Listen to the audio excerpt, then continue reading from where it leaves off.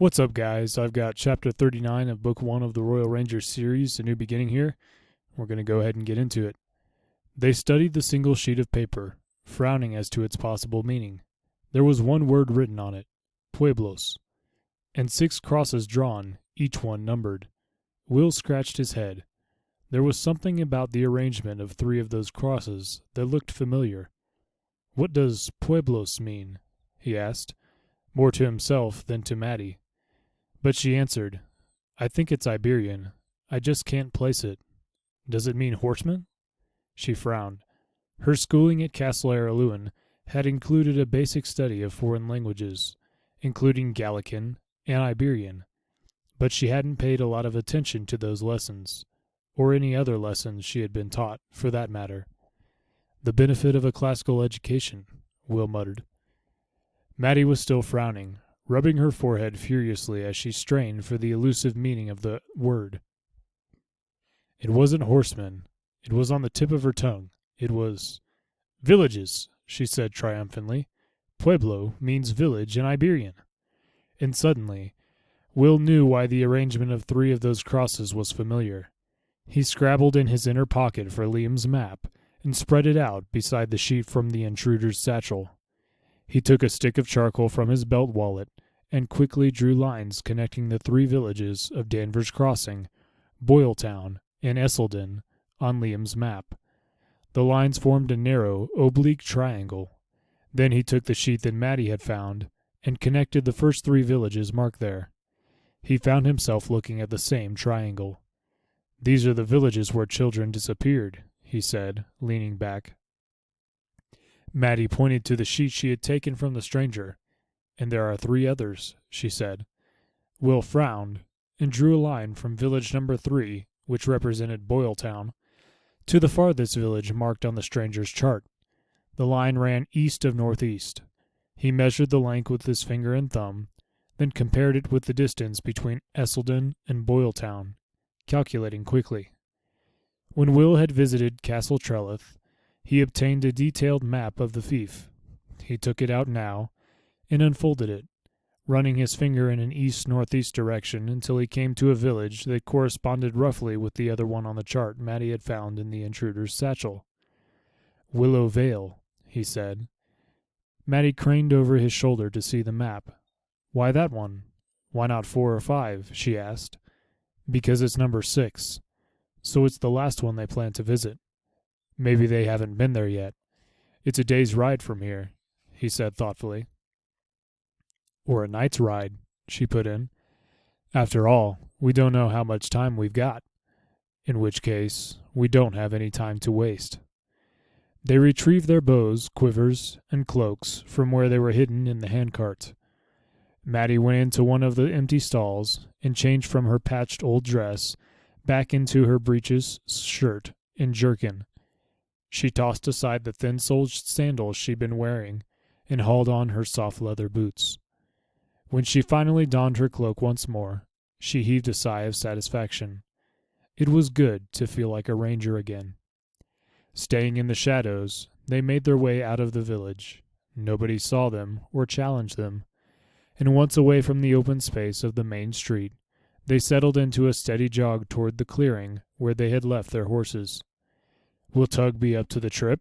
she asked, as they paused for breath. "After all, you've been riding him all day."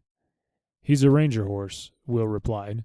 "He could keep going for another 2 days if I asked him to." They set off again, reaching the clearing 5 minutes later. Tug and Bumper heard them coming, recognized them, and whinnied a welcome. They quickly saddled the horses and mounted. Then Will touched Tug with his heels and headed out onto the road, Maddie and Bumper close behind them. They settled into a smooth canter, side by side. The only sound was the rhythmic drumming of their horses' hoofs on the packed earth surface of the road. Behind them, a small cloud of dust rose and drifted into the shafts of moonlight that broke through the trees. Eventually, it settled until there was no sign that they had passed. After half an hour, they slowed the horses and dismounted. They gave them a quick drink of water from the canteens they carried, pouring it into a folding leather bucket. Then they began leading the horses, walking beside them for 10 minutes to let them rest. They would continue this pattern throughout the night, alternately riding at the mile-leading lope the ranger horses were trained to, then walking to rest them. It was easier to talk now that they weren't cantering. "What I don't understand," Maddie said, "is why these people are stealing the children. There have been no ransom demands. In any event, the parents are poor for the most part and could hardly afford to pay much. So what's the point?" It had been bothering her for some time. One thing Will had taught her was to always look for a reason behind the crime.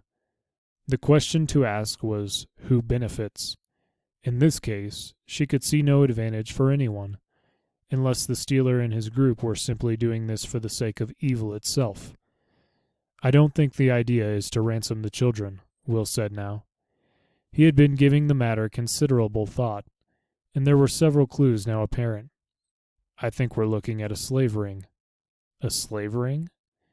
Maddie stopped in surprise, and Bumper, caught unawares, lived up to his name and bumped into her. "Think about it," Will said. "You said that the man who broke into your room was foreign. He had a chart with an Iberian word on it, and those quattros are an Iberian weapon. Is that significant?" Maddie asked. "It is when you consider that there's a very active slave trade in Iberian," Will told her, "and children in their early teens are particularly sought after." "I didn't know the Iberians kept slaves," Maddie said. But then, she thought, she didn't know much about Iberian and its people anyway. She just had a general vague impression that slavery was a thing of the past on the main continent. They don't. The Iberian king has outlawed the practice.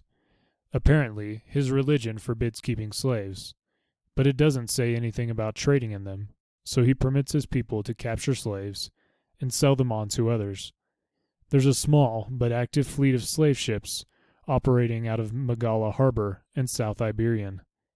"Who buys them?" Maddie asked. "Generally, they're sold in the markets in Socorro." He looked at her, and she returned the gaze blankly. "Have you never studied geography?" he asked her. "What do they teach kids these days?" He paused. The word struck a strange chord of memory in him. He seemed to recall Halt saying something similar to him when he was first apprenticed to his old mentor. He shook his head to clear the thought. It seemed that the older he became, the more words and events began to repeat themselves. "I learned a lot of needlepoint," Maddie said acidly. It had always been a sore point with her that she was told to embroider when what she really wanted to do was go hunting in the forest. "Remind me to call on you when I rip my shirt," Will said. Then he continued with his lesson on the slave trade. Socorro is a city kingdom on the west coast of Arida. It has a big slave market, one of the biggest on the Aridi continent. Slaves are bought and sold there, and transported from there to all corners of the hinterland. "And you think that's what's happening here?" she said. He shrugged. "It makes sense. The stealer, the story man, and their gang are operating in remote villages, where word of the children's disappearances is unlikely to get out to the wider world. Who knows how many children they've abducted? They pick kids who are mistreated and likely to run away. That deflects attention further. People assume that the kid has finally rebelled against the constant mistreatment and run off." "But how do they know who those kids are?" Maddie asked. Will tapped his finger alongside his nose in a knowing gesture. "That's where the story man comes in. He visits a town, gains the confidence of the children, and spots a likely candidate. After all, it's a sad fact that you can usually find a badly treated child in most villages. He then frightens the child into silence, so they say nothing about the questions he's been asking.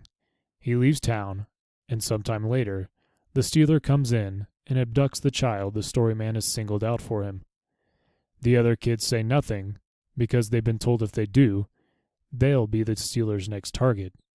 And the kidnapped child is so petrified by the stealer's terrible reputation, as described by the story man, that he or she goes along without protest. It's quite an ingenious system when you look at it."